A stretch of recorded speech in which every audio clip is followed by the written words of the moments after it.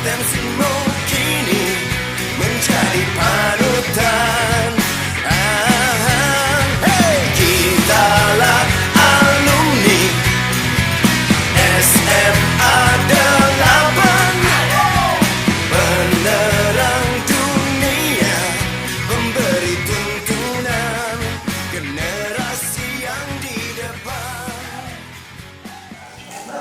Jadi saya ingin menyampaikan bahwa sebenarnya tua itu sudah pasti ya, tapi kalau sehat itu pilihan. Jadi ya nggak apa-apa, umur hanya sekedar angka, yang penting bagaimana kita bisa menjaga kesehatan. Bapak Ibu sekalian, bahwa dunia saat ini tentu dihuni, kita tahu sudah lebih dari 2 miliar penduduk ya, yang tentunya semua negara berlomba-lomba mewujudkan kesejahteraan warganya, bagaimana bisa membuat warganya menjadi sehat ya. Kemudian juga bagaimana kita kemudian juga menjaga warganya yang usia tua, atau kalau kita lihat struktur dan komposisi penduduk ini dapat diukur dari piramida penduduk, di mana negara maju itu pada umumnya memiliki bentuk piramida penduduk konsumtif atau tua, dengan ciri jumlah kelompok umur muda itu lebih sedikit, menurunnya tingkat kelahiran dan tingkat kematian, serta meningkatnya angka harapan hidup dan perlambatan pertambahan penduduk dan rasio, dan ini semakin rendah. Ini kita bisa lihat seperti Jepang, Singapura yang saat ini justru mereka sudah mulai kehilangan bayi-bayi yang baru lahir ya, tetapi usia tuanya semakin meningkat. Berbeda dengan negara berkembang, di mana gambar piramida penduduknya ekspansif ya, dengan karakteristik sebagian besar penduduk berusia muda dan penduduk lanjut usianya relatif sedikit. Angka kelahirannya lebih besar daripada angka kematian, pertumbuhan penduduknya sangat cepat ya, dan tentunya diikuti dengan kebutuhan terhadap lapangan pekerjaan dan rasio ketergantungan yang besar. Pada negara-negara dengan struktur penduduk yang tua tentunya membutuhkan upaya lebih besar daripada pembiayaan kesehatan, dari pembiayaan kesehatannya, penyediaan sarana prasarananya ya, dibandingkan dengan usia-usia yang negara dengan jumlah penduduk usia mudanya baru. Namun demikian, kalau kita lihat Indonesia ini sebagian daerah memang populasi agingnya besar ya, tapi ada juga daerah-daerah yang masih tinggi tingkat kelahirannya. Di tahun 2022 berdasar rasio yang ada, kita bisa lihat bahwa ada 8 provinsi yang termasuk aging population-nya tinggi, seperti Sumatera Barat, Lampung, Jawa Tengah, Jogja, Jawa Timur, Bali, Sulawesi Utara, dan Sulawesi Selatan. Nah, inilah yang kemudian kita harapkan kita bisa melihat apa sih yang harus kita lakukan di usia tua ini, di usia lansia ini gitu ya. Nah, Bapak Ibu, siapakah yang disebut lansia gitu ya? Lansia itu adalah seseorang yang sudah berusia 60 ke atas. Nah, inilah yang kita sebut sebagai lansia. Nah, tadi saya sudah sampaikan bahwa gambaran demografis penduduk Indonesia itu sesuai data BPS Februari 2022, 275 juta penduduk Indonesia. Ini yang lansia sebesar 29,53 juta, dan diharapkan tentunya menjadi lansia yang smart gitu ya, bukan lansia yang kemudian menjadi dalam kondisi yang tidak sehat, yang sakit. Nah, ini tentu kita tidak menginginkan. Apa-apa saja yang harus kita lakukan tentunya untuk menjadi sehat. Tadi kan saya harusnya kita mengingatkan bahwa tua itu sudah pasti, sehat itu pilihan. Nah, bagaimana kita mau menjadi sehat, inilah yang harus kita sama-sama memahami gitu ya. Karena ketika kita sejalan dengan peningkatan umur, maka akan terjadi penurunan fungsi tubuh dengan apa yang terjadi pada lansia. baik itu kekuatan tubuhnya gitu ya, kemudian daya ingatnya, pendengaran dan penglihatan, keseimbangan, ketebalan tubuh, fungsi pencernaan. Jadi kalau sekarang kok tiba-tiba kok dulu saya makan apa aja nggak apa-apa gitu, lebaran 3 hari makan santan nggak apa-apa, sekarang baru makan makanan lebaran pagi sama sore aja terus udah gesi gitu. Nah itu udah bagian dari fungsi pencernaan yang berkurang gitu ya. Kekuatan tubuh kalau dulu main tenis single boleh, sekarang udah nggak kuat, harus double gitu. Nggak usah kecil hati, itu adalah proses penuaan yang harus dilakukan, yang terjadi seiring dengan pertambahan umur. Nah, tentunya kita juga akan diikuti dengan berkurangnya kemampuan untuk bergerak, ya. Kemudian juga kita juga akan mudah jatuh, mudah patah tulang. Nah, ini kan semuanya harus kita pahami sebagai bagian bagaimana kita bisa melakukan preventif, ya. Kadang kita mengalami gangguan BAK, BAB gitu ya. BAK kok kita sering banget sekarang ke toilet, dulu kalau ke toilet ya nggak secepat ini, sekarang dikit-dikit nggak bisa ketemu dengan tulisan toilet terus kita mau ke toilet gitu ya. Ya, nah itu seperti itu yang terjadi. Kemudian juga adanya gangguan infeksi penglihatan gitu ya, penglihatan dan pendengaran. Kemudian juga gangguan gizi, susah tidur, sering sekali itulah salah satu permasalahan ya. Dan juga sering lupa, kebingungan, terutama kalau ingat nama orang gitu ya. Nah, saya sendiri juga sama tuh, susah ingat nama orang gitu ya. Nah, Bapak Ibu, kakak teman-teman semua, ini tentunya harus kita bisa antisipasi bahwa kalau memang fungsi tubuh itu berkurang tidak ada masalah, tetapi tentunya beberapa penyakit-penyakit pada lansia harusnya bisa kita cermati dengan baik. Penyakit-penyakit yang sering timbul pada lansia adalah seperti tekanan darah tinggi, hipertensi, diabetes mellitus, stroke, penyakit paru, ya, penyakit jantung, pengorosan tulang, penyakit sendi, depresi, dan pikun atau demensia. Ada empat penyakit terbesar yang menyebabkan angka kematian tertinggi saat ini yang menjadi PR untuk Kementerian Kesehatan, yaitu satu penyakit ginjal, ya, jantung, stroke, dan cancer. Sering sekali semua penyakit itu disebabkan diawali dengan penyakit diabetes mellitus. Kalau kita lihat diabetes mellitus, kalau kita mulai lagi dari diabetes mellitus, umumnya adalah deteksi dininya tidak berjalan, dan biasanya terjadi karena pola makan yang tidak baik dan pola hidup yang tidak baik, dan berakhir pada penyakit ginjal, ya, jantung, stroke, seperti itu. Untuk itu tentunya hal ini perlu kita lakukan berbagai upaya pencegahan, ya, di dalam usia lansia, yaitu promotif dan preventif, di mana kita harus terus melakukan screening deteksi dini pada lansia dan memperdayakan lansia. Karena kalau lansia itu, kalau dulu di puskesmas, posyandu, kita bicaranya bayi baru lahir, ibu melahirkan gitu ya, itu adalah program-program yang ada di puskesmas. Sekarang pemerintah sudah meningkatkan untuk program lansia di puskesmas. Kita bisa mulai dengan deteksi dini, ya, yang ada di puskesmas. Kita sudah menyiapkan rapid test untuk pengecekan kolesterol, gula darah, trigliserid yang menjadi salah satu penyebab diabetes mellitus, ya. Kemudian juga di posyandu lansia ini, kita juga ada posyandu lansia di mana kita akan melakukan mengajak masyarakat untuk melakukan pola hidup sehat, ya, berolahraga secara teratur, kemudian screening test dilakukan secara rutin, dan juga untuk rumah sakit juga diadakan juga pelayanan geriatrik terpadu termasuk juga rujukannya.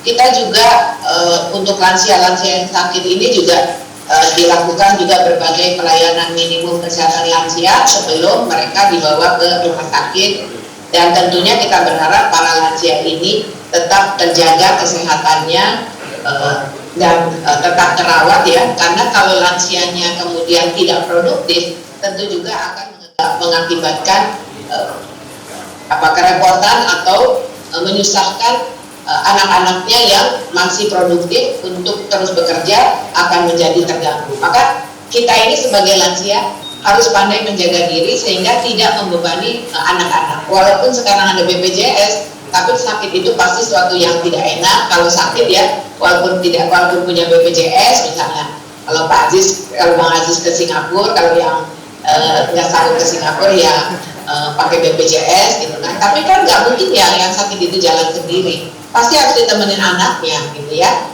Nah ini yang tentunya harus kita hindari. Nah upaya preventif dan promotif yang biasa dilakukan adalah yang harus kita lakukan. Lakukanlah cek kesehatan secara rutin ya. Jangan lagi tuh udah lansia masih juga merokok gitu. Saya nggak tahu tuh angkatan 82 masih banyak yang merokok gitu ya. Nah, rajin aktivitas fisik. Kemudian kita udah mulai pilih-pilih diet seimbang. Rasanya kita nggak bisa lagi makan seperti dulu gitu ya. Walaupun uangnya banyak seperti Bang Aziz, tapi kan makannya seperti dulu. Ada lagi sekarang apa yang kita mau terus kemudian kita makan. Nah yang penting juga adalah istirahat yang cukup ya. Kemudian yang penting lagi adalah bagaimana kita bisa mengelola stres, karena stres ini adalah salah satu penyebab datangnya Kemudian cek kesehatan secara rutin, cek tekanan darah, kadar gula, kolesterol, kemudian darah lengkap ya di laboratorium, lingkar perut. Nah ini biasanya bapak-bapak ya, lingkar perutnya kalau udah di atas 80 cm, nah itu udah harus hati-hati karena biasanya itu nah ini juga harus diimbangi dengan diet seimbang. Dan untuk yang wanita adalah deteksi dini kanker rahim. Kita sudah ada mengeluarkan program vaksinasi HPV di Posyandu, di Puskesmas yang gratis itu, monggo dimanfaatin. Kalau dulu terbatas, kalau sekarang sudah seluruh provinsi akan dilakukan imunisasi untuk HPV untuk mencegah kanker rahim. Nah, rokok itu juga salah satu penyebab penyakit CA ya, yang banyak ditemukan ya. Karena itu tentunya hindarilah untuk merokok gitu ya. Walaupun sering sekali orang bilang banyak yang nggak merokok tapi meninggal juga gitu. Nah, tapi kan bukan itu ya harusnya gitu. Apalagi kita anak-anak smarter kan, katanya anak-anak dari SMA yang pintar-pintar, jadi kayaknya kita nggak berkelit dengan kata-kata seperti itu ya. Tentunya sakit itu ya pilihan gitu kan. Jadi ya kalau saya sih pilihnya sehat ya, nggak pilih sakit. Makan gitu ya, nah mulai dilihatlah isi piringku. Isi piringku itu harusnya kita pertama kali yang kita banyakin. Kalau dulu dagingnya yang banyak, maka kalau sekarang kita menurunkan dagingnya, tapi kita meningkatkan sayur-sayurannya ya. Ini dikurangi lemaknya, kemudian buah-buahan ditingkatkan gitu. Nah ini contoh piring kita ya. Tentu diikuti juga dengan minum air putih yang cukup, jangan minum air yang minum yang penuh dengan gula gitu, karena memang enak tapi jus gitu ya, atau lagi yang bersoda, itu tentunya harus kita hindari ya. Kemudian tidurlah 7-8 jam sehari, dan tentu bangun sesegera mungkin, kemudian kita berolahraga, dan yang terakhir adalah kelola stres. Kelola stres itu tentu kita harus mulai mendekatkan diri kepada Tuhan. Kalau kemarin kita sibuk bekerja, maka di usia lansia ini kita diberi kesempatan untuk mendekatkan diri pada Allah ya, pada Tuhan. Kemudian juga kita melakukan silaturahmi dengan teman-teman, dengan keluarga, dengan fisik. Kemudian lakukanlah kegiatan yang menyenangkan gitu ya. Gak usah sibuk-sibuk lagi terlalu banyak yang mesti menabung atau apa gitu ya. Biarin aja anak-anaknya udah selesai semua. Kita menikmati aja udah senang-senang gitu. Itu adalah salah satu upaya untuk untuk itu semua seandainya kita bisa melakukan berdua, tentunya itu adalah upaya untuk mewujudkan lansia smart dengan perilaku hidup sehat ya. Memang harus dimulai dari muda, tapi kalau kita sudah tahun tua ya, kalau itu pun tolong kita juga tetap menjaga agar di usia tua kita tetap harus tetap menjaga kesehatan ya. Nah, Bapak Ibu, teman-teman semua, tentunya di ulang tahun SMA 8 ini yang luar biasa, berbagai kegiatan yang dilakukan, dan pertemuan hari ini adalah salah satu pertemuan yang menurut saya sangat baik sekali. Saya berharap pertemuan ini benar-benar bisa bermanfaat buat kita semua, khususnya yang menuju lansia, agar bisa menjadi lansia sehat. Demikian, dan untuk itu sekali lagi apresiasi buat Bang Aziz dan timnya setelah seluruh panitia. Mudah-mudahan acara ini bisa berjalan dengan lancar, dan untuk itu saya buka secara resmi dengan mengucapkan Bismillahirrahmanirrahim. Semoga acara ini bermanfaat buat kita semua. Terima kasih. Wabillahi taufiq wal hidayah. Wassalamualaikum warahmatullahi wabarakatuh. Terima kasih Ibu Dirjen Arianti Anaya yang telah memberikan keynote speech yang isinya adalah kiat-kiat menjaga kesehatan di usia emas kita ini sekarang, yang tadi disebut lansia ya.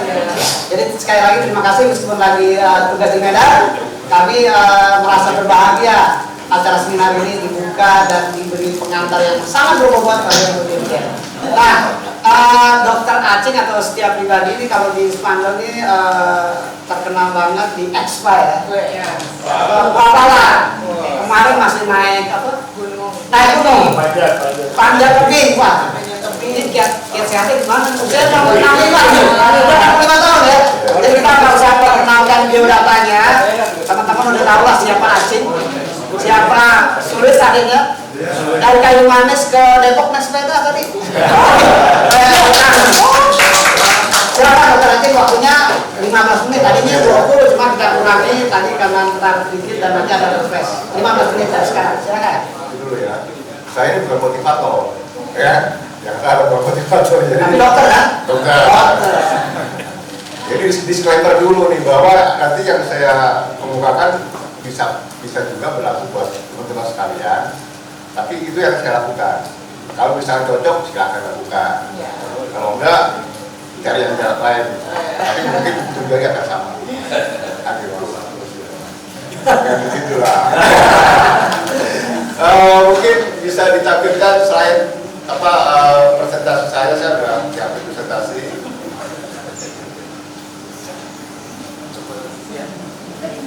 Jadi tiap hari lari nih sambil nunggu presentasi. Oh ya. Tiap hari lari. Jadi barusan saya sebelum kemarin saya lari dulu 1 jam. Wah, berapa di Jam 8 kilo, hampir 9 kilo. Sejam hari atau sekali? Lari itu Senin, Rabu, Kamis. Ngajinya kapan? Ngaji itu setiap hari. Kalau jadi habis lari itu saya berenang. Berenangnya 1.500 meter. Waktu berenang itu saya zikir. Lalu barangkan. Siap. Jadi alhamdulillah waalaikumsalam. Terus itu jadi bukan ngaji. Belum ngaji ya. Ini dokter multi talenta. Benarnya lari. Itu adalah zikir. Siap. Itu ya. Gimana Tim? Udah. Oh, rupanya masih persiapan ya? Masih oke. Atau langsung aja materinya? Teman-teman sekalian, ini ya. Kamera Ya. Ini menghadapi usia emas dengan sehat dan bahagia. Kalau tadi Ibu Dirjen bilang usia emas atau ibu lansia, sebetulnya sudah ada kriteria. Lansia itu bisa lansia sehat, bisa sudah masuk namanya geriatri. Kalau di rumah sakit itu ada geriatri, khusus geriatri. Geriatri itu adalah lansia yang punya 2 penyakit, minimal 2 penyakit, ya. Jadi nanti di barisan pendaftaran itu ada tulisan geriatri, itu masuk ke barisan geriatri. Kalau lansia yang sehat tidak termasuk geriatri, ya, itu secara definisi, ya. Nah, jadi usia emas adalah ya masa berharga, tapi saya sebetulnya tidak terlalu mempermasalahkan juga usia emas, karena di setiap usaha, di setiap usia itu pasti ada usia emasnya. Kalau misalkan waktu anak kita lahir atau cucu kita lahir itu ada golden period di mana otak-otak itu juga sedang berkembang, itu juga bisa dibilang usia emas. Ya, kemudian pada waktu masuk remaja juga usia emas untuk pengembangan, ya, aktivitas itu juga usia emas. Jadi sekarang usia emas yang mendekati usia lansia, kan seperti itu. Jadi mungkin yang di sini teman-teman sekalian, saya lahir tahun 57, angka 76, itu usia saya sudah 25. Tadi saya tanya Pak Sugadi, 82 angkatan berapa? Usia berapa? Sekitar 59, 60 ya? 61 ya? Oke. 62 ya? Paling muda deh Pak. Tapi bongsor. Oke, lanjut. Yang MP ini nggak ada ya? MP4 nggak ada ya? Ya itu. Ya, usia emas ini tadi ada juga yang bilang 50 tahun ke atas, ya. Lanjut, terus. Ini sembari kita melihat ininya, ya. Daripada saya bicara, kita bicara. Nah, inilah pada usia ini kita akan mengalami perubahan. Tadi deh, kembali yang tadi dulu sebenarnya. Ya ini akan terjadi perubahan. Ya, perubahannya apa aja? Fisik, mental, dan emosional biasanya. Ya. Tapi meskipun demikian, potensi perubahan-perubahan itu juga bisa menjadikan potensi. Ya, potensi kita walaupun juga kesempatannya ya harus ada tantangan. Jadi sebetulnya teman-teman sekalian, saya akan menceritakan saja. Ini tadi teori-teori bisa dari mana saja, bisa diambil dari mana saja, sekarang mudah sekali. Artinya hal inilah yang mungkin atau yang selama ini saya jalani, sehingga barangkali ya tadi saya bilang masih bisa naik gunung, masih bisa lari, ya. Mudah-mudahan teman-teman yang di sini atau misalnya adik-adik kelas kita, ya, terutama masih gitu. Saya sedang gunung. Masih kan usia tak berapa? Usia 53 jauh ya, hospital. Ya. Jadi teman-teman sekalian, lanjut, ya tadi ada perubahan emosi, ya emosi ada perubahan karena apa? Ya hormonal juga ada perubahan, terutama ibu-ibu, ya mungkin sudah mendekati menopause. Ketika akan menopause juga ada udah ada menopause. Nah ini fisiknya ya. Ya ini yang mana itu? Jangan tanya begini ya. Otot-otot atrofi ya, kemudian juga pikiran juga, daya ingat juga berkurang ini nih. Bapak-bapak yang sekalian ya, ototnya ya berikut kan gitu, ini ekstrimnya lah ya. Kita akan mengarah sana.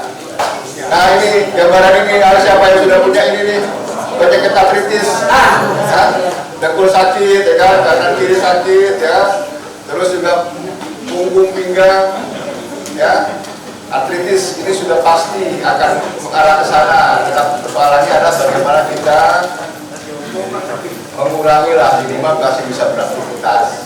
Saya juga ada, osteoartritis masih ada. Begitulah teman-teman. Nah ini satu lagi adalah ini penyakit demensia Alzheimer, ya. Alzheimer. Jadi demensia Alzheimer, gemeter, ya, gemeter ini kita sudah mengarah ke sana nantinya, ya. Oke lanjut. Nah itu gambaran gemeter, ya. Nah bagaimana pencegahan pengobatan pada usia emas, ya?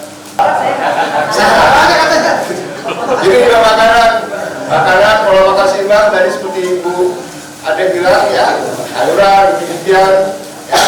Nah ini olahraga rutin, ya bisa berenang, bisa yoga, bisa jalan, ya. Kalau saya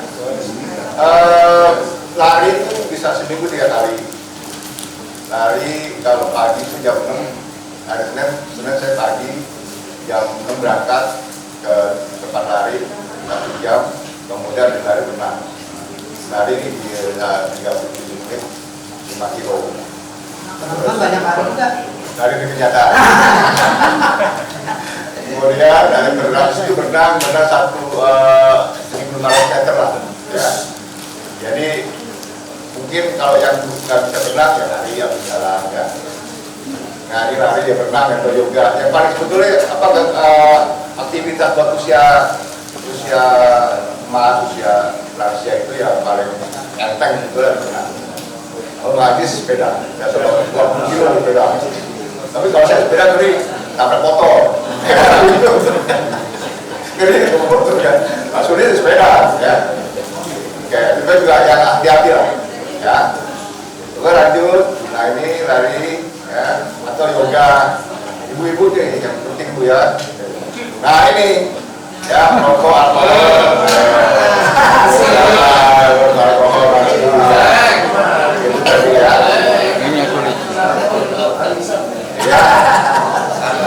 Ya lanjut. Masih ada cek 5 menit Ya, lagi. ya. Nah istirahat tidur yang cukup ya. Lanjut tadi sudah dibongkar semua. Terus imunisasi juga penting nih ya. Sekarang ada imunisasi untuk flu ya. Yang kemarin COVID, mudah-mudahan udah pada imunisasi semua nih ya. Udah, karena kita juga dulu nggak ada imunisasi itu. Bapak dokter Kamila nih ganti banget dulu imunisasi ya, bikin vaksinasi. Nah ini kesehatan mental ya. Nah ini seneng-seneng kita ya, jangan stres-stres ya. Nah hubungan sosial ya. Ini ya, manajemen penyakit kronis lanjut ya. Nah ini seringkali kalau dikasih obat sama dokter kadang-kadang dari minum ya. Kalau nggak berobat udah dikasih obat. Saya kasih obat buat 3 hari atau 5 hari ya. Obatnya masih nggak? Masih dong. Dari minum masih ya. Cuma kan. Nah ini ya pola hidup cara masuk makanan masih lah. Saya yakin masih nih ya, masih gendut ya. Yang penting ya buat teman-teman sekalian, tadi kalau secara fisik ya itu sudah ditemukan ya ke Bu Ade. Sekarang kita masuk menghadapi emosi dengan bijaksana. Ya udah usia gini jangan emosi ya. Kita seringkali lihat di yang viral itu gara-gara kesenggol motor aja sampai bukan maksudnya masuk penjara. Ya kan emosi lanjut. Nah untuk itu kita harus ingat ini nih, bahwa kita tidak dapat mengontrol banyak aspek dalam hidup ya, dan termasuk apa yang terjadi pada kita. Jadi kita jangan merasa bahwa kita bisa mengatur semua ya.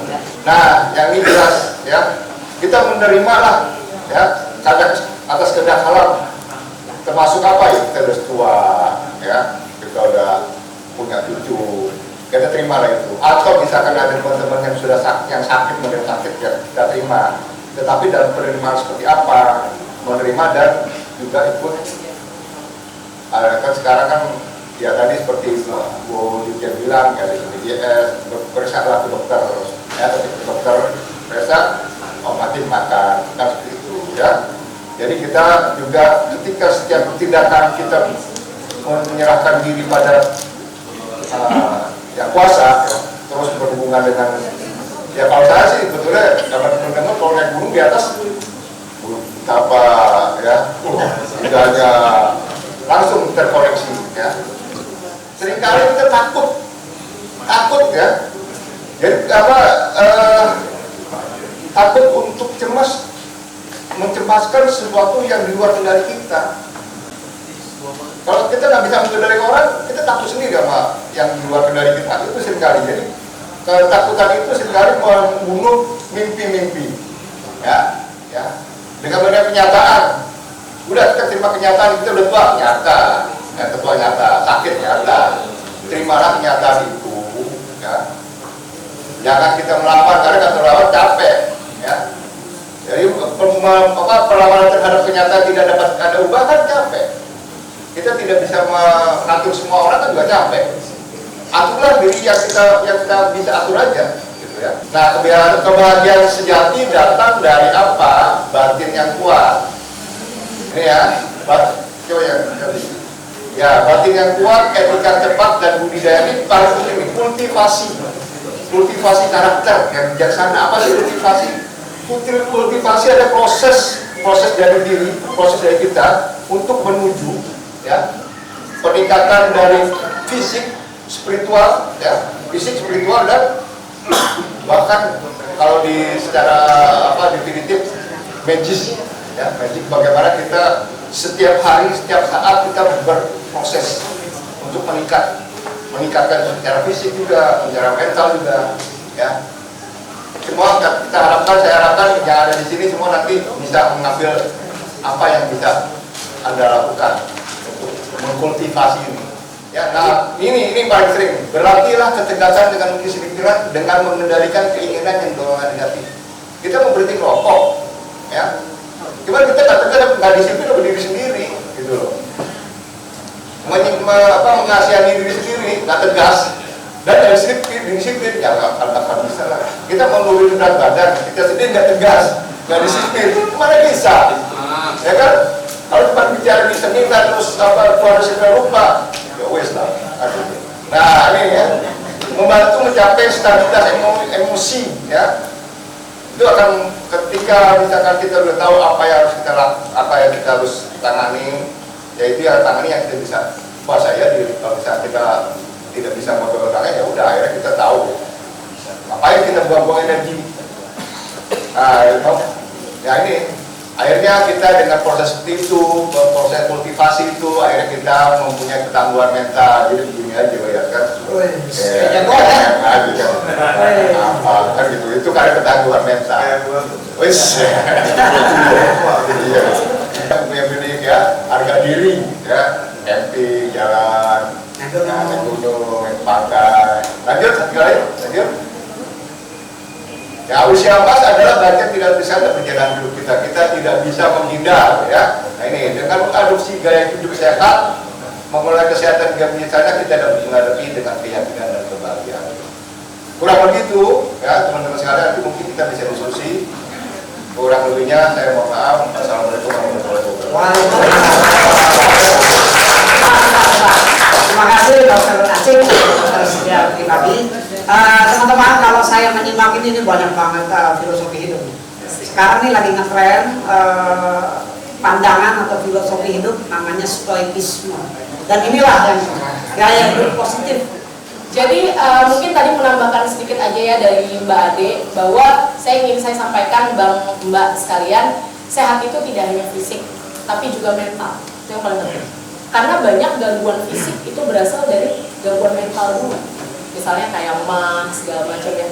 Dan data menunjukkan, data DKI Jakarta, kami itu sudah punya super apps namanya Jaki. Ada yang tahu nggak aplikasi Jaki? Jakarta Kini. Itu sudah masuk menu e-jiwa. Jadi kami tuh bisa screening faktor risiko penyakit tidak menular yang tadi Mbak Ade sampaikan tuh, apakah ada kolesterol, darah tinggi, terus udah gitu tingkat perut, itu ada namanya screening aku bugar, itu udah ada di aplikasi Jaki. Lalu kita bisa screening kesehatan mental di e-jiwa. Dan kita punya konsultasi WhatsApp gratis online 7x24 jam di Sahabat Jiwa. Nah, dan di Puskesmas DKI itu juga sudah ada 23 puskesmas kecamatan yang punya psikolog klinis, dan itu gratis, dan itu bisa diakses seluruh warga Indonesia, KTP seluruh Indonesia. Jadi betapa kita sangat concern terhadap kesehatan jiwa, ya. Nah, jadi kami punya super apps tadi. Nah, rutin memang harus melakukan pemeriksaan. Jadi kalau saya jabarkan lagi tentang cerdik ya, C, saya pengen kasih tahu program-program pemerintah yang gratis di puskesmas ya, saya kasih tahu ya, atau yang bisa di cover, karena dari tadi materi ini saya lihat udah overlap dan sangat bagus-bagus. C, cek kesehatan secara rutin ya, tadi Mbak Ade udah sampaikan. Usia 15 tahun ke atas, 1 tahun sekali ya, atau 6 bulan sekali kita bisa periksa gratis di puskesmas. Itu tadi gula darah, kolesterol, darah lengkap, yang wanita bisa periksa kanker rahim, IVA, pap smear ya, segala macam. Nah itu cek kesehatan secara rutin.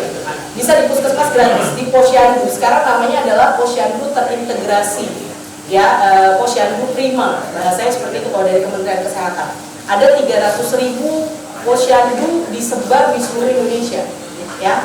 Lalu yang kedua adalah penyahkan asap rokok. Saya mau cerita nih. Saya kebetulan kemarin banyak ngambil penelitian S3 saya tentang rokok. Jadi saya udah bedah ratusan jurnal. Dan makin kesini, efek rokok hasil penelitiannya itu makin ke gangguan mental, kecemasan, ansietas. Jadi nggak cuma ke pertumbuhan dan perkembangan ibu hamil, janin, bayi, balita, tetapi juga dia menyebabkan gangguan jiwa, mental, kecemasan, perkembangan, ya. Nah, efek rokok ini baik itu rokok aktif dan rokok pasif itu semua sama-sama bahaya. Apa bedanya? Rokok aktif itu kan yang ngerokok ya, namanya first hand smokers. Kalau rokok pasif itu ada dua, second dan third hand smokers. Second hand itu yang ngirup asap, third hand yang ngirup sisa asap rokok di benda, misalnya di handphone, di baju. Jadi bayi-bayi kita itu juga third hand smokers. Dan ketiganya berdasarkan penelitian itu udah banyak berdampak kurang baik, terutama perkembangan balita dan lain sebagainya. Jadi agak disayangkan. Ini juga tentunya akan bermasalah juga dengan adanya stunting segala macam ya, karena belanja rokok, orang lebih senang rokok ya. Jadi kalau orang miskin tuh katanya belanjanya pertama beras, kedua rokok. Padahal satu batang rokok sama dengan satu butir telur gitu kan, sama-sama 1.500 perak gitu kan. Tapi bapaknya lebih milih beli rokok. Alhasil apa? Protein hewani anaknya, istrinya, ibu hamilnya, lansianya di rumah nggak terpenuhi. Nah, makanya salah satunya adalah menekan asap rokok ini sangat penting sekali ya, karena memang nanti Bang Billy mungkin bisa cerita ya sebagai dokter jantung ahli intervensi. Jadi ini udah ahlinya beneran nih, nggak apa-apa. Mau nanya yang jelimet-jelimet nanti sama Bang Billy aja. Jadi intinya adalah menyangkan asap rokok deh ya. Rajin olahraga. Bang Acing tadi udah cerita. Saya berat badan saya pernah habis lahiran anak ketiga. Anak saya tuh 8 tahun, 5 tahun, terus yang terakhir 2,5 tahun. Apa lagi? Enggak, udah tutup. Udah. Nah, yang terakhir berat saya 85 kilo. Saya bisa turun sampai 58 kilo dalam waktu 6 bulan. Pokoknya sebulannya saya turun 4 kilo ya. Itu dengan kegigihan. Jadi kalau misalnya dibilang bisa, masih bisa ya sekarang, walaupun udah mulai naik lagi karena udah longgar olahraganya. Memang paling penting adalah asupan kalori ya. Olahraga itu memang membantu untuk mempercepat metabolisme, tapi paling penting ya intake-nya, makanannya harus bisa kita jaga seimbang dan tidak berlebihan. Kadang-kadang kita itu sukanya apa? Lapar mata. Karena kalau pikir-pikir udah lewat dari lidah masuk ke kerongkongan udah kelar itu makanan ya. Nah itu. Nah, kalau saya kuncinya waktu diet itu adalah mengurangi gula, karbohidrat, dan juga gorengan. Itu paling jahat tuh. Coba deh kita stop gorengan deh. Ganti dengan direbus atau dikukus. Ayo, abang gua bisa nggak kira-kira? Bisa. Kadang kan kita kan makan apa digoreng gitu ya, pengennya apa bakso, apa cireng gitu ya. Nggak enak ya, sering kalau dikukus ya. Kayak gitu ya. Jadi rajin olahraga. Saya sepakat banget nih. Makanannya dijaga, olahraganya apa sih olahraganya? Olahraganya itu minimal 30 menit ya, 5 kali dalam seminggu. Ya. Apa itu? Saya waktu diet, olahraga saya tuh cukup banget, bisa bilang nggak kayak Bang Acing. Saya treadmill, jalan cepat, sama sepeda statis dan sepeda. Jadi lakukan olahraga yang kita senangi. Jalan cepat aja cukup, tapi jalannya jangan santuy gitu. Itu nggak kaki kita ya terpacu ya. Jadi jalan cepat dengan speed kita, tapi kita senang. Kalau saya kadang-kadang sambil main handphone, sambil denger musik, harus bahagia ngelakuinnya. Saya sih kadang-kadang kalau misalnya malas olahraga, saya ingat ya pejabat-pejabat negara aja saya pernah ikut waktu itu, salah satunya Pak Luhut, dia pernah ngomong, saya ini tiap pagi sebelumnya 30 menit saya pasti treadmill. Gue aja bisa treadmill, masa saya yang kemana berpayah nggak bisa sih. Saya pakai gitu, udah bisa lah kayak gitu kan ibaratnya. Jadi maksudku adalah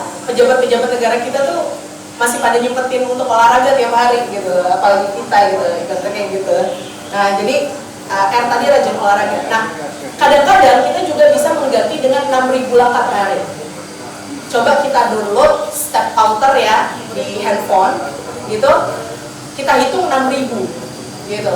Caranya adalah bisa juga buat ibu-ibu rumah tangga kadang-kadang ya nyuci, ngejemur itu juga bisa 6.000 loh. Naik turun tangga, kita kantongin aja handphonenya 6.000 lah minimalnya, kalau bisa 10.000 lebih bagus. Itu adalah rajin olahraga. D, diet yang seimbang. Saya mau jelasin lebih lanjut. Makan sayur buah itu 5 porsi sehari. Jadi saat kita makan pagi siang malam itu kan udah dapat 3 kali. Nanti snacknya buah di antara makan tersebut, ya nggak? Ya kan? Jadi buah di snack kita bilangnya. Jadi 5 kali. Terus juga sesuai isi piringku itu harus sesuai antara karbohidrat, lemak, protein nabati, protein hewani. Terus juga ada kolesterolnya, lemaknya, kayak gitu. Terus yang paling penting kurangi konsumsi gula, garam, lemak. Ini sangat berbahaya untuk penyakit tidak menular. Gula ini udah sama snack-snacknya ya. Sehari maksimal kita orang dewasa 4 sendok makan sehari. Garam 1 sendok teh sehari. Lemak 5 sendok makan sehari termasuk gorengan kita, tumis-tumis kita. Ingat 4-1-5. Gula, garam, lemak harus dibatasi. Ya. Dulu saya waktu masih gembrot banget ibaratnya itu makan minum dum-dum bisa, kalau sekali ke mall bisa 2 kan, udah segini kan. Sekarang air putih, kalau nyari apa semua harus air putih. Nah, air putih itu minimal 1,5 sampai 2 liter per hari. Gampangnya bagaimana? 1 gelas sebelum dan sesudah sholat buat yang muslim. 200 cc gelas kali 10, ya kan? 1 kali sebelum dan sesudah. Tapi jangan kebanyakan. Sholat sedian gelas-gelas gini. Ya, ini mah kayaknya 200 cc. Nanti kalau agak gede dikit 300. Kalau saya minum minimal 3 sampai 4 liter sehari. Apalagi sekarang lagi El Nino nih, kemarau, Agustus. Jangan nunggu kita haus, minum 3 liter, ya, 3 liter sehari. Nah, jadi itu salah satu caranya mencukupi kebutuhan cairan. Jangan juga minumnya itu banyaknya malam-malam, habis isya baru dibanyakin, nanti kencing doang mengganggu tidur. Ya kan? Dia tadi ya, diet yang seimbang. Istirahat cukup, tadi udah disebutkan. 7 jam dia minimal sehari. Kalau yang begadang, paginya kita tidur. Pokoknya dalam 24 jam kita harus istirahat cukup. Kalau nggak tidur 7 jam sehari tuh kayaknya error besoknya itu. Kayaknya kalau lagi rapat gitu tiba-tiba suka lupa, blank. Nah, jadi memang sangat penting istirahat yang berkualitas. Kelola stres. Nah, kelola stres ini tadi ya, kita bisa bermeditasi segala macam. Dan tadi saya sampaikan di puskesmas ada layanan 23 psikolog. Kita juga bisa chatting WhatsApp di Sahabat Jiwa aplikasi Jaki tadi, ya. Nanti insya Allah di Kemenkes Satu Sehat mungkin akan menuju super apps juga seperti itu ya, selain sertifikat vaksin, ya.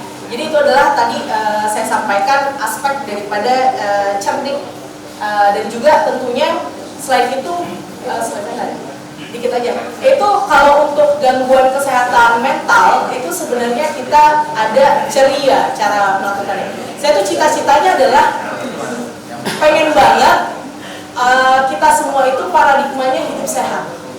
Karena kalau kita cegah sakit pasti akan lebih apa? Lebih hemat, sehat, bugar, produktif gitu. Kadang-kadang orang Indonesia udah kelamaan dicekokin BPJS, ya kan? BPJS sebelumnya Askes, ya kan? Akhirnya apa? Udah sakit nggak apa-apa, gratis. Semua jadi kampanyenya politik kepala daerah pasti kan kartu-kartu itu dulu, Jamkesda apa ya kan? Kartu Bekasi Sehat, apalah ya. Jadinya kita tuh mikirnya sakit dulu. Padahal di usia emas kita, ya kan? Itu harusnya, kalau ada nggak di sini yang usianya 40 tahun ke atas belum punya satu komorbid? Itu hebat. Bang Totek 53 tahun belum ada, luar biasa. Jadi kalau berdasarkan data, tapi dicek nggak rutin 1 tahun sekali ya? Direktur wajib. Jadi data menunjukkan pralansia 40 tahun ke atas itu sudah punya minimal satu komorbid. Kadang kita nggak sadari karena nggak pernah check up. Minimal darah tinggi dan kencing manis. Darah tinggi dan kencing manis itu dia adalah the silent killer, the mother of disease. Apa itu artinya? Ibu dari berbagai penyakit.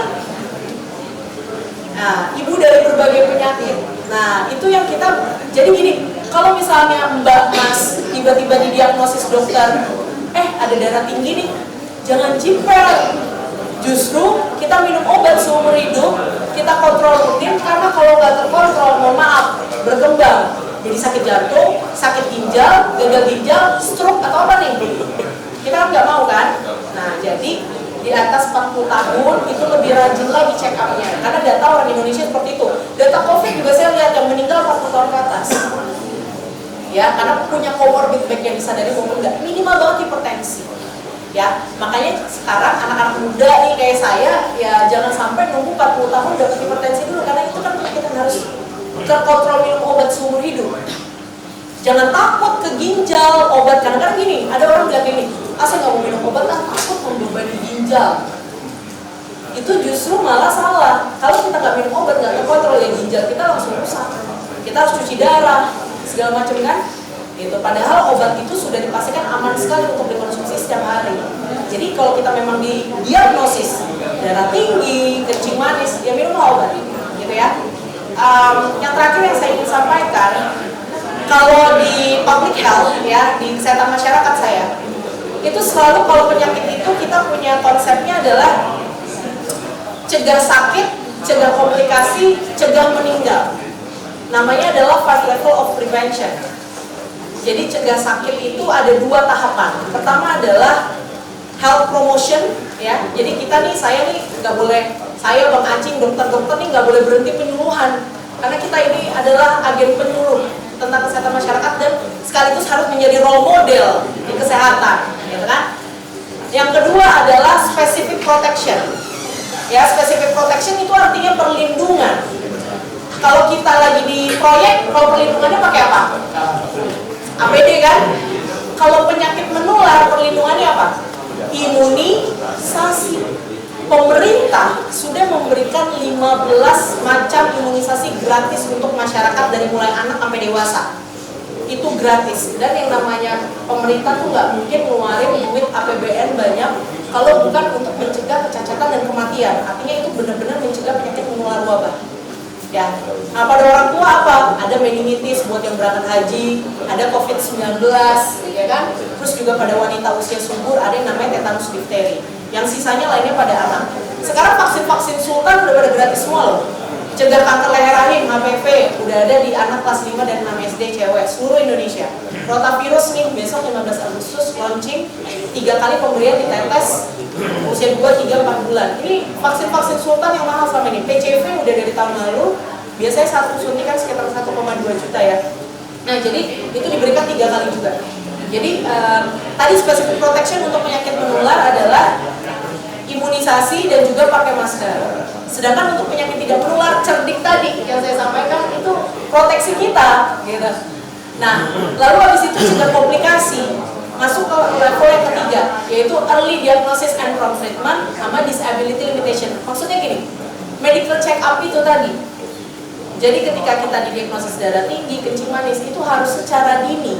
Karena biasanya 5 tahun, 10 tahun orang tidak terdiagnosis ya, kondisinya parah ya udah gagal ginjal, segala macam, itu yang kasihan. Malah jadi justru harus cuci darah kan. Ya, oke. Dan yang terakhir adalah cegah komplikasi, cegah meninggal dengan rehabilitasi. Jadi pada pasien-pasien yang dia sudah terminal ill ya, artinya sudah ada kanker, stadium lanjut gitu kan. Nah, itu kita bisa lakukan rehabilitasi ya, home care gitu untuk meningkatkan quality of life agar bahagia dan juga tidak merasa terbebani, karena kadang-kadang kan kalau pasien cancer tuh udah survival rate-nya rendah dan kadang-kadang udah diprediksi ya umurnya berapa lama. Dan yang terakhir saya ingin sampaikan, memang penyebab kematian terbanyak pada wanita itu adalah kanker leher rahim dan kanker payudara. Programnya apa? Imunisasi. HPV udah digratisin pada anak sebanyak 2 kali. Deteksi dini setahun sekali IVA dan pap smear. Ya kan? Kalau untuk payudara ada metodenya sendiri, sadari, atau juga bisa dengan mamografi atau di USG. Jadi memang harus rutin nih kita ibu-ibu juga periksa rutin setahun sekali tadi. Karena memang penyebab kematian terbanyak. Tapi kalau pada orang pada umumnya, tetap paling banyak stroke, jantung ya. Itu harus kita sama-sama kita cari ya, deteksi dini ya tadi. stroke, jantung, terus udah gitu gagal ginjal, ya itu memang harus sama-sama kita cegah dengan tadi pencerbitan. Mungkin demikian dari saya. Yang menjadi kata kunci adalah sehat itu tidak hanya fisik, tapi juga mental, dan harus paradigma hidup sehat. Jangan menunggu sakit, tapi kita harus berpikir untuk mencegah sakit. Gitu. Demikian, assalamualaikum warahmatullahi wabarakatuh. Jadi kalau tradisi kita bilang kakak lu itu abang. Abang. Jadi abang-abang, inilah adik kita nih. Abang dan mbak, adik kita alumni SMA 8 tahun 2000-an luar biasa sekali. Itu tangan pengambilan. Semangatnya, jaringannya. Kita mau Pak Menteri Kesehatan Budi Gunawan, dia dekat banget nih Nabila. Kita pantau terus nih, waduh luar biasa. Jadi kita berharap ada adik kita di lulusan tahun 2000-an minimal seperti ini nih, seperti Nabila ya, di semua profesi. Jadi kita alhamdulillah. Nah, sesi ketiga akan hadir ini dokter muda juga, dokter Berlian yang akrab di kalangan dokter dipanggil dokter Billy. Jadi namanya mentok juga, dokter Billy ahli jantung. Dan ayahnya adalah dokter ahli jantung juga, dokter Idris ya. Dan kebetulan dokter Idris adalah mantan ketua POMG, kalau sekarang komite. Jadi sekeluarga ini aktif banget di lapangan.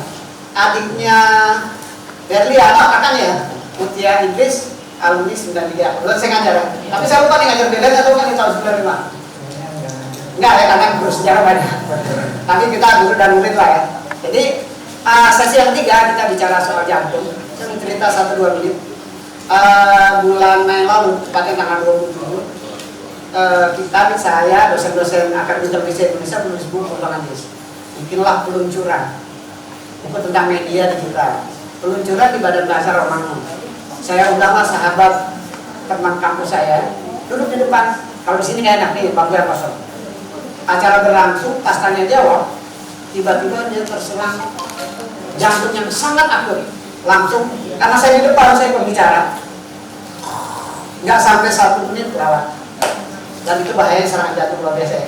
Nanti mungkin dokter Billy akan menjelaskan bagaimana mencegah penyakit jantung dan bagaimana untuk mengurangi lah ya, atau menyembuhkan hambatan jantung kita. Silakan dok, tepuk tangan dulu, dokter Billy. Sudah mulai nih Pak? Ya, silakan. Terima kasih. Assalamualaikum warahmatullahi wabarakatuh. Salam sejahtera untuk kita semua, abang-abang, mbak-mbak sekalian. Suatu kehormatan untuk saya bisa hadir di sini, suatu kebahagiaan juga. Sudah disampaikan tadi banyak sekali oleh Pak Macing dan Nabila tentang tiap hidup sehat. Tapi dok, sebelum ke materi, dok cerita dulu siapa dokter Billy? Ya, ini saya ada slide mengenai saya SMA 8 lulus tahun 95 Pak Surani. Saya sempat ke Australia hanya 8 bulan waktu itu SMA. Kemudian seperti Nabila juga saya mengambil dokter umum dan dokter spesialis itu di FKUI. Namun dalam perjalanan spesialis saya sempat mengambil cuti. Seperti Nabila saya juga passionate di bidang public health di Erasmus MC sampai DSC waktu itu. Kemudian saya mengambil fellowship ya atau subspesialisasi untuk intervensi atau pemasangan ring. Gitu, Pak. Itu sekilas tentang saya. Bapak Ibu sekalian, saya ada sebagai saya bisa scroll dan ini foto kelas kami nih dulu. Ketahuan? Iya, ketahuan. Nah, ini wali kelas saya itu Ibu Bul Triasi. Guru fisika. Guru fisika.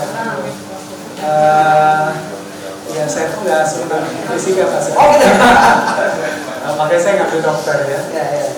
Tapi yang membuat saya mengerti fisika ya Ibu Bul Triasi.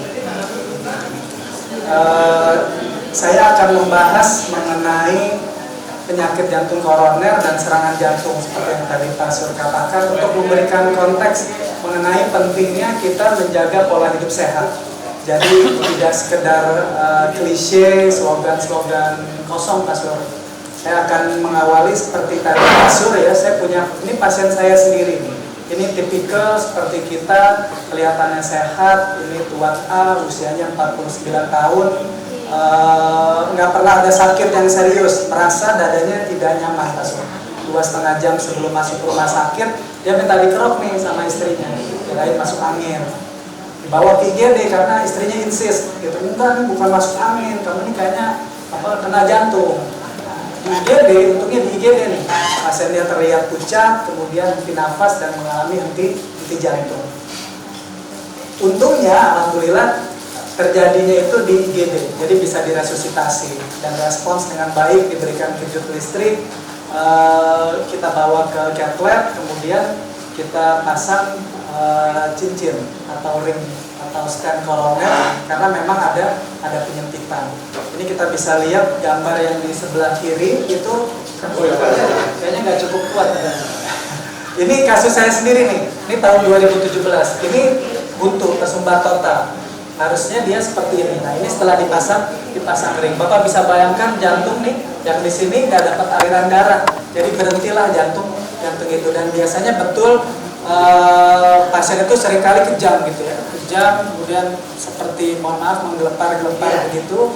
Karena jantung yang tidak berdenyut menyebabkan otak itu tidak mendapatkan suplai oksigen.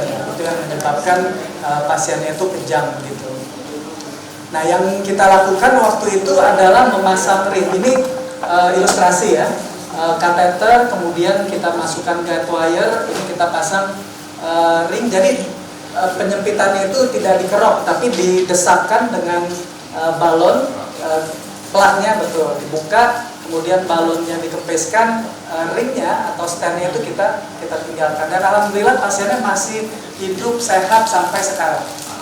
Itu udah 6 tahun, jadi kalau ketemu tuh kita masih, sekarang kontrol udah nggak tiap bulan, kontrol tiap 6 bulan atau kapan dia merasa ada masalah. Kita sering flashback tuh kasur, aduh ya Allah, itu waktu itu saya dikasih kesempatan hidup kedua ya dok ya, kira-kira begitu Pak ya.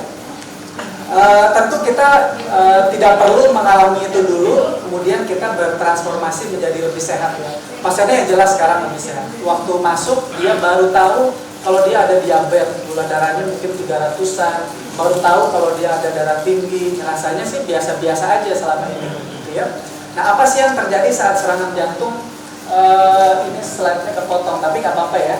Bahwa saya kesini lagi, maaf ya.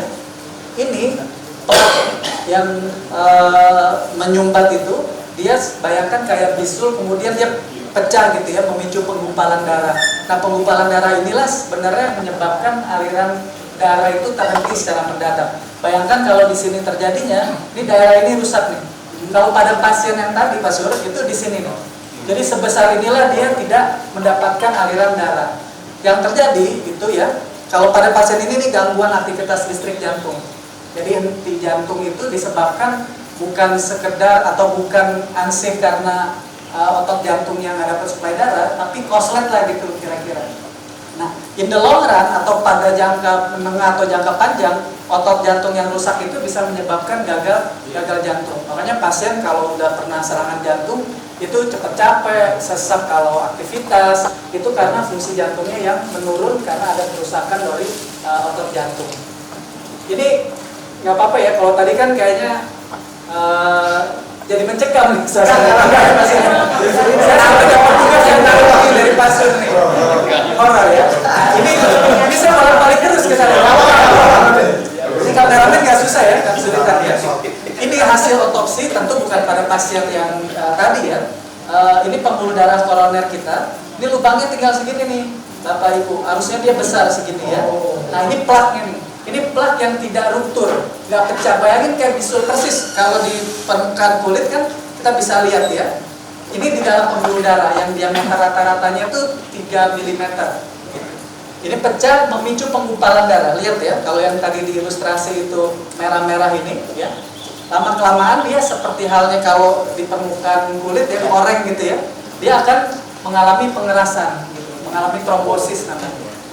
Ya. Nah, ini serangan jantung. Ini adalah penyakit jantung koroner yang stabil. Pada satu titik ya, dia akan mengalami serangan seperti itu kalau tidak diobati. Ini ilustrasinya. Ya, ini koroner yang memberi makan jantung kita. Normalnya kayak begini nih. Ini kalau dia ada plak atau ada penyempitan gitu ya. ini nggak usah dihafal Pak, tapi jantung kita ada tiga pembuluh darah ya. Ini waktu biologi dulu saya ingat diajarin tuh, tapi kalau anak-anak sekarang malah namanya Pak Sur. Jadi anak saya yang SMA tuh dia tahu tuh ada right coronary artery, left coronary artery gitu.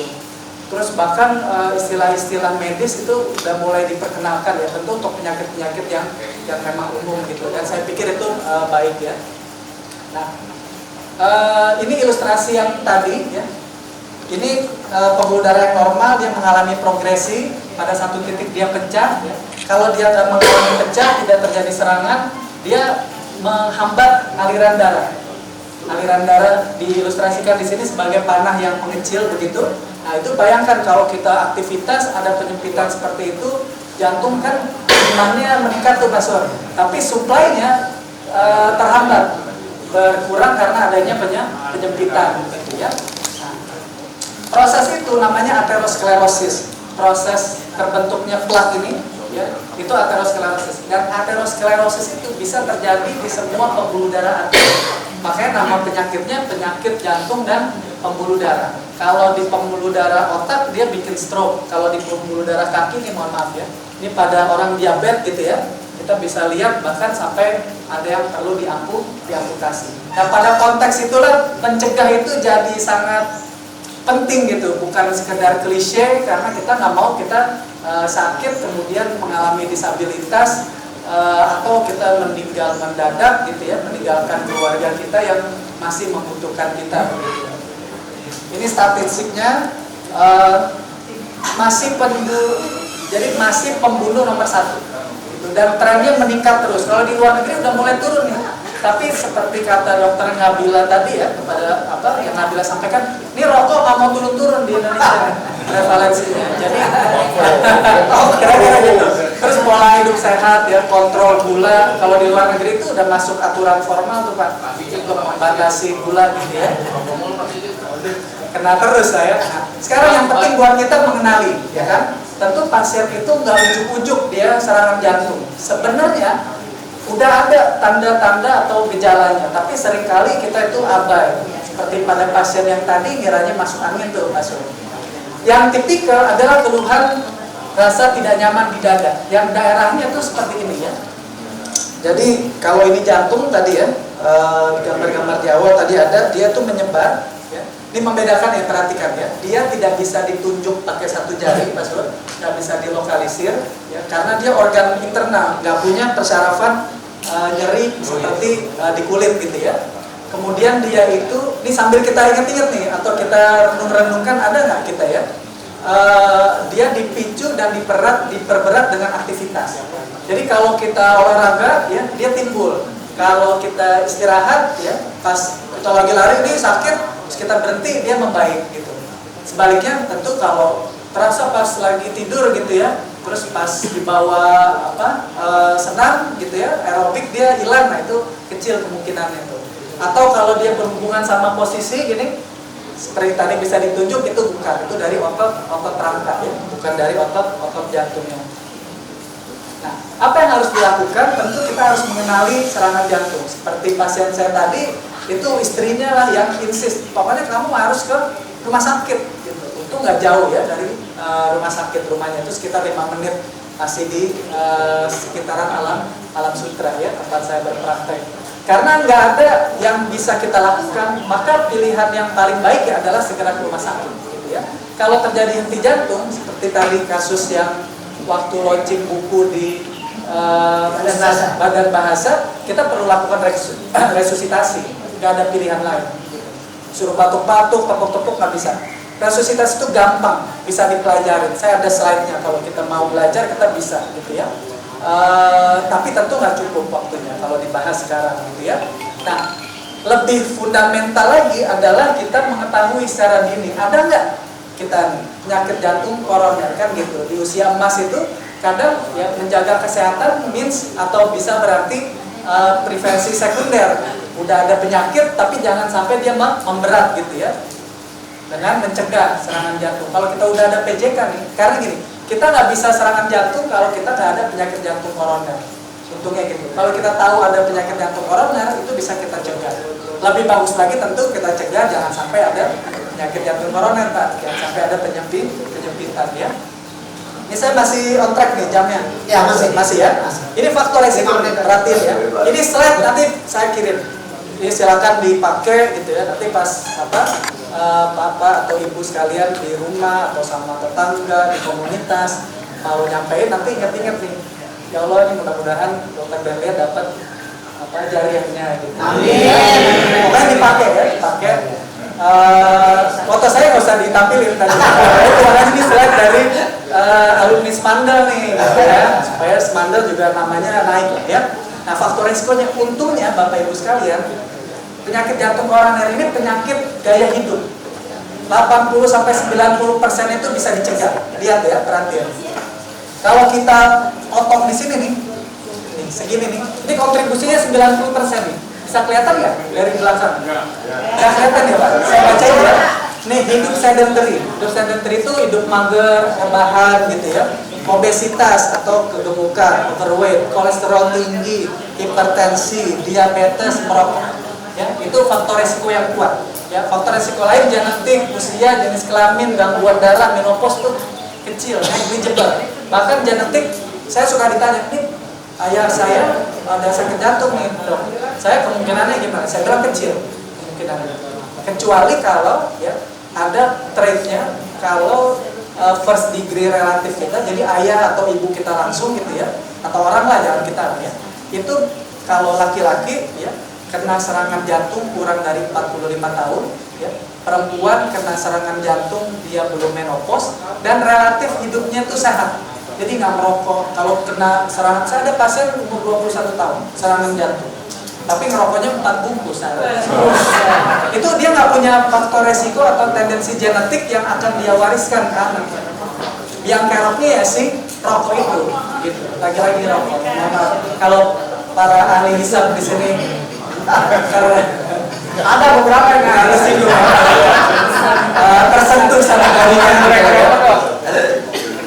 Nah, kalau tadi Nabila menyebutkan tentang cerdik, itu bagus banget ya. Tapi Yayasan Jantung Indonesia bikin akronim yang menurut saya juga nggak kalah bagusnya. Itu S, jadi sehat ya, Panca Usaha Sehat. SEHAT. Ini perhatiin ya, ini penting nih, lihat nih ya. Seimbangkan gizi. Bisa kedengeran nggak di belakang? Kedengeran ya?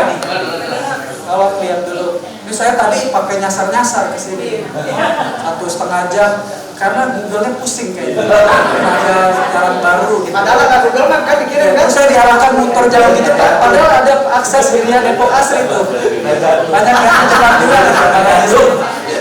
Jadi pertama seimbangkan gizi. Jadi betul kata Nabila tadi. Konsep 4 sehat 5 sempurna itu udah obsolete. Sekarang itu namanya color your plate gitu ya.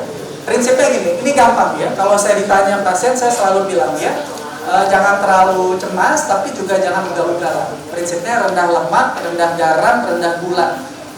Piring itu semakin berwarna semakin bagus. Apa yang ngasih warna piring kita? Ya, sayuran sama buah-buahan. Kira-kira gitu ya. Kalau mau detail, kalau udah ada penyakit, Pak, menurut saya sangat baik kalau konsultasi sama ahli gizi. Untuk itu investasi ya. Enyahkan rokok, hadapi stres. Tadi bagus banget tuh, ya Bang Acing tuh ngejelasin itu menurut saya, dan saya tadi bilang sama Nabila ini adalah slide yang paling keren, paling memenuhi kaidah-kaidah slide untuk talk show gitu ya. Kalau saya kasih buat nih ya, foto-fotonya relevan gitu ya, keren lah pokoknya. Kalah tua. Waktu dulu baru lulus spesialis kita bangga ya, kita lulusan tahun segini gitu. Tapi sekarang kalau ngomong sama Nabila, saya diem-diem aja. Tahun berapa Bang? 9. Udah nggak begini lagi ya, udah ngerasa tua gitu ya. Hadapi stres ya, tadi caranya yang Bang Acing ceritain, awasi angka Anda, nanti slide berikutnya, ini penting ya. Kemudian teratur berolahraga. Olahraga itu rekomendasinya ya, minimal setengah jam setiap hari. 4 ya, minimal 4 hari dalam seminggu, dan kalau bisa ya, tercapai target aerobik. Target aerobik itu nadi kita naik ya, sesuai dengan usia, dengan target usia. Kira-kira 220 dikurangi umur. Kalau bisa lebih tinggi lebih baik. Jadi kalau yang olahraganya bridge gitu ya atau catur, mohon maaf itu nggak masuk. Itu benar sih. Itu nggak masuk ya. Mancing.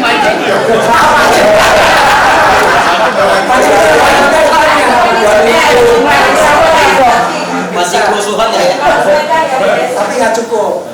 Bisa mancing kita jadi relax bisa, gitu ya. Tapi ya nggak cukup ya dalam konteks olahraga. Nah sekarang awasi angka Anda. Ada 5 angka ya, yang umur segini nih.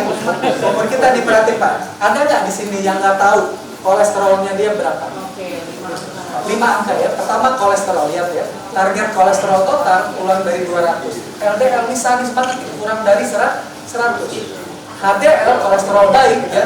Untuk laki-laki lebih dari 40, untuk perempuan lebih dari 50.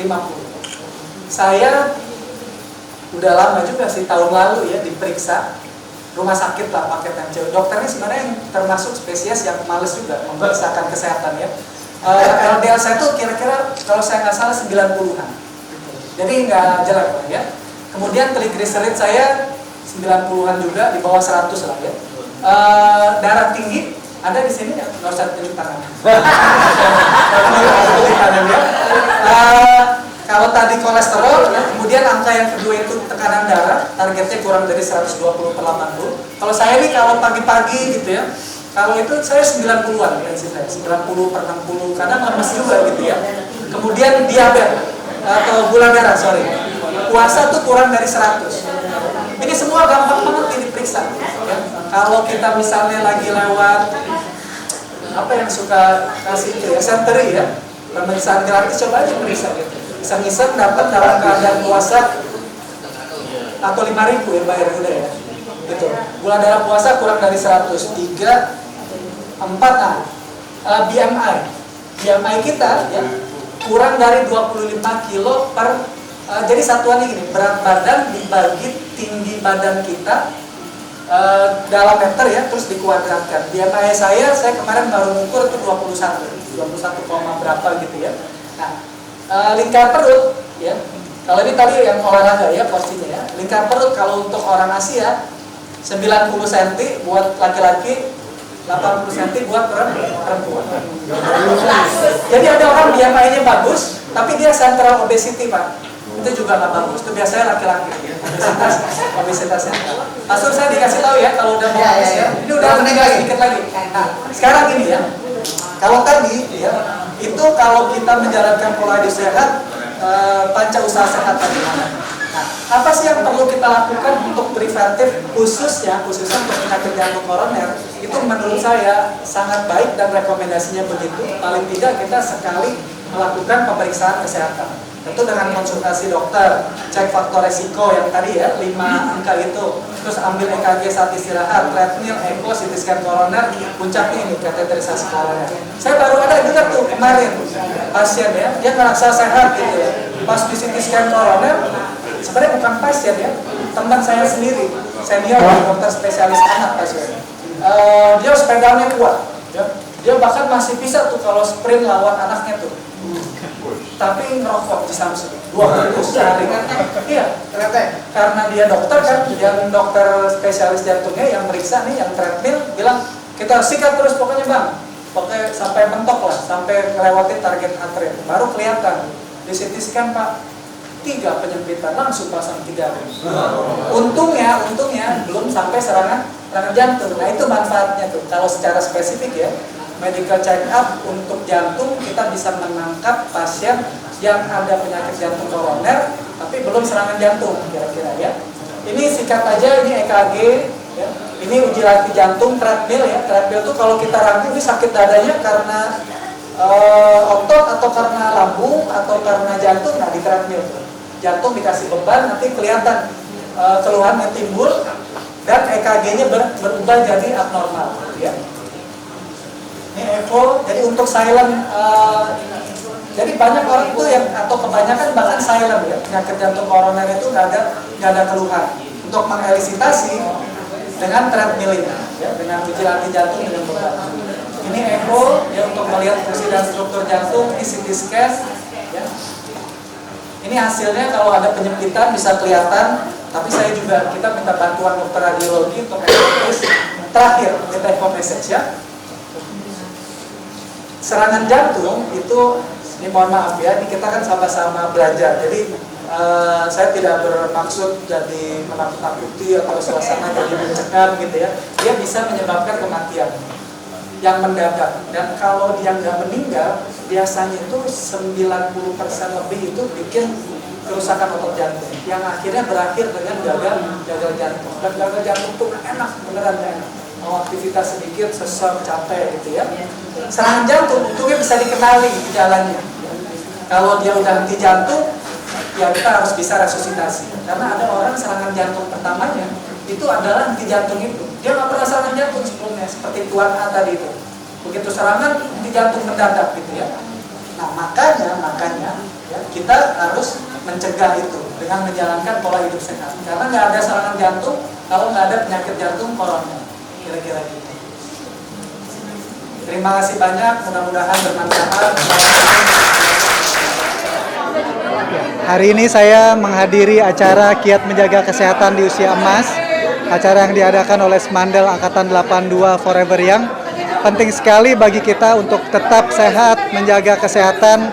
Ada kiat dari Yayasan Jantung Indonesia, sehat, pertama seimbangkan gizi, enyahkan rokok, hadapi stres, awasi angka Anda, dan teratur berolahraga. Dengan hidup sehat, kita bisa menikmati sisa usia kita bersama anak kita, bersama teman-teman kita semua. Mudah-mudahan kita forever ya. Angkatan 82 forever ya. Angkatan 82 yes.